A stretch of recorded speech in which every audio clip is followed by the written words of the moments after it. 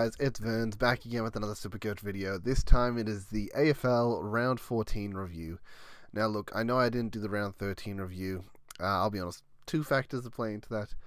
First thing, unfortunately my wife's grandfather did pass away last week, so it was already a short week as it was because of the Monday game, and then that happened sort of thing. So it just ended up being a bit of a break last week, unfortunately. On top of it, I probably could have found some time, but I was just feeling a little bit disappointed. It is a very funny coincidence. Not coincidence, but just, if anyone watched my last video, first of all, I do appreciate all those that did and that do tune in, like, and subscribe for the consistent injections of Supercoach content directly into the YouTube feed. But I did talk about not getting Heaney because getting LDU overall was better for the buy structure. It means I get one extra guy later down the line, and as long as, LDU doesn't lose me a matchup, it's like fine. I think the example I used is, say, Heaney outscores LDU by 30 points and I lose the matchup by 17. I think that was the specific quote. Well, unfortunately, Heaney outscored LDU by 40 last week, and I ended up losing my matchup by 16. So, not only did I not bring in Heaney 2 weeks ago, VC him, and basically gain 10,000 ranks. That's literally how much I would have gained if I brought Heaney in, 185 extra points.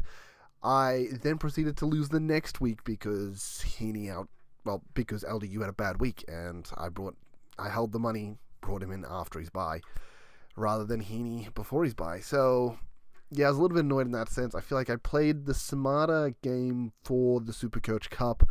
On top of it, we had a lot of bad scores, like Walsh 69, Houston something bad as well, didn't count towards my main score, Cherry 42, and these were all uniques for me. I literally 5 premiums go less than 70, and I ended up losing the Supercoach Cup matchup because of it, and I was so frustrated from it. It should have been a free win too. The guy I was versing had Rankin on the bench, obviously not playing. McCluggage was also out, and then he had Short and Callahan. So he had 4 guys out. I had Oliver out, so I technically had 3 extra premiums. And then when 4 or 5 of your premiums go 70 or less, it's not really having extra premiums because they just sucked. And it was super frustrating. I think this week was a great score as well, so I think I would have honestly won this week as well. And that's with me holding trades and stuff. I could have technically pivoted Dan Houston or Walsh, just other players if my Supercoach Cup matchup was close, but I'll never know because I got knocked out last week, and it's just super frustrating because that's what I was playing towards.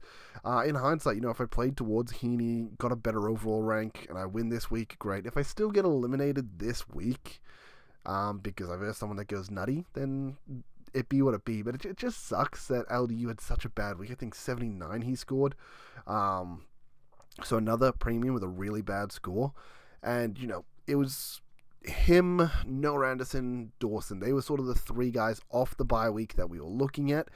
And that was with me deciding to turn down Heaney. Obviously, I made that decision 30 minutes before he played the week before. So, and then either of the other 2 also win me that matchup. So LDU was the obvious front runner in my opinion. Obviously, after Dawson's back-to-back weeks, everybody wishes they went him. I mean, Anderson's been pretty good back-to-back weeks as well, so he would have been a great option. Bit frustrating that we've brought in LDU and he lost me my Supercoach Cup. Not entirely his fault, as I said, a bunch of other bad premiums. Cherry with a 42 or whatever, as I said. So a bunch of other bad premiums. So I can't completely blame LDU, but very frustrating. This week technically got outscored by all of them again. I think 101, Heaney 104, Anderson 124 or something, and then Dawson 186. So just a bit frustrating. I was playing for the Supercoach Cup, and now what's the point? So that's kind of why that was another reason why I lost motivation to make a video last week, because my overall's not going good because not going good. On top of it, I'd already sacrificed overall to try and focus on winning Supercoach Cup matchups, and then I flopped a Supercoach Cup matchup anyway and got eliminated, so what did it matter? But yeah, we scored 2,092 this week. I thought it was a pretty good score. Only went up 3,548 places, 22,000. 271, which I was surprised. I thought it was a better score than that. We will jump to the team. Okay, technically I've already made trades. I'm just going to quickly undo this. I only technically made one trade, so I'm just going to quickly undo that. Woohoo! There's a little sneak preview as to what I was looking at. This was the team this week, though. Yeah, as I said, the week before, I think Walsh was really bad. Brayshaw had finally bounced back for some good weeks. Houston was really bad. Yeah, Rochelle was like sub 60 again as well. As I said, Sherry was like sub 40. LDU was like 79 the following week. So, like, yeah, the week before, awful week. Sucked. Super frustrated. So then this week, trade-ins, I just did 2 trades, 1 up, 1 down. Lindsay ended up going up to Lockie Ash, who's come out with a 130, so that's a great debut game from him. Obviously, Cherry going in the West Coast, there was no world where we weren't running Cherry as a VC going in the West Coast. He actually got outscored by Gorn, but you know what? Gorn last time against Essendon, I mean, that's the only game Essendon has won all season, was against Melbourne. And Essendon have actually been good at stopping rucks, which is weird. But yeah, Gorn comes out with a good one. Cherry's still my second best player on field, and I got the VC for him, so I'm very happy with that decision. And as I said, I felt like a good score. I did actually have a lot of premiums out on top of it, though, sort of thing. Walsh, Dacos, Houston. I'm using Smith as basically a premium. He's scoring as much as Rochelle. But a much better week for me. Yeah, Pickett with a great score, Gorn with a great score, Cherry with a great score, Ash on a debut game with a great score, Butters a good score, Sheasel a good score. Yeah, I don't think they're all super highly owned. Obviously, Roberts got injured on the 60, which sucks. And unfortunately, I only fielded 18, so all these like 47s, 68, 73s, all these scores actually count towards my score because I only had 18. But, not the worst week overall. Oliver's been a really good starting pick, so I'm pretty happy with Oliver. But yeah, this week coming into it, I think we're just gonna do one trade, which might be weird, but I was thinking our boy Sardis goes out, and I think we finish our forward line. And I know what you're thinking. You're thinking, finish your forward line? What do you mean, Vern? I mean Joe Richards, baby. I don't know if you guys seen this guy, but he's playing huge CBA minutes. Look, I wasn't watching this game. I basically didn't watch any footy this week because, since my wife's granddad passed away, I was really giving the weekend to her. We went away, gave her time and all that. But I did look at scores and stats and all that. Joe Richards, huge CBA count, most for Port Adelaide, which is pretty wild. The week before that was okay, 44%. He kind of went from like 0... let's just go to footy scores. Let's just bring it up. I'm just going to show you why I'm eyeballing him. Because it might seem random to anyone that hasn't, I guess, seen this. But obviously a great score. Awesome. When players get good scores, yes, they light up our attention. We all look at them and go, interesting. Why'd they get such a good score? And what I found really interesting for him was really his CBA numbers. So as we can see, CBA numbers basically being down at 0, hasn't really had any of them. And then they've been slowly increasing. 10%, 24%, 48% against the Eagles, and then 67% against Swans. Now, don't get me wrong, this guy was like 79 points at halftime, so it means his second half was only like a 50-point half. But at his price tag, technically, if he went like 90, that's him playing above his price tag. And he clearly showed that he's got a ceiling. I mean, at 126, he's got a 99 and 83. If anything, these random low scores of 49 and 34, where, to be fair, these were close games, both of them, these have really caused him to drop in price quite significantly. But then all of a sudden, he started getting CBAs. And when you get stuck in this small forward role, this sort of happens. But if he's going to be getting these CBAs consistently, then all of a sudden, does that increase his floor? Are we going to be looking at a guy that all of a sudden is 85 plus, maybe he's going to be a low 90s average? I think that's pretty worth it for the price tag we're looking to pay. So I'm going to bring him in, probably a bit of a risky play there. Does he end up sliding to... I've already got a few bad players, but you know what? At this point of the season, guys, like, my overall rank is cooked. I'm now out of the Supercoach Cup. Stuff it. I still want to bring in the best players I can. I'm not doing any cash leagues or anything like that, which kind of sucks. But you know what? I'm just going to take a punt on Joe Richards. Stuff it. We're going to do it. We're just going to do it. Why the hell not? I'm just going to optimize. Oh, yeah, it did do that. I put Zukowski up. Perfect. I did want Zukowski up, actually. Interesting. I don't want all the emergencies there. I do want Grundy on. put the VC. I'm thinking actually Cherry, as weird as that sounds, and then maybe into a Bonsi.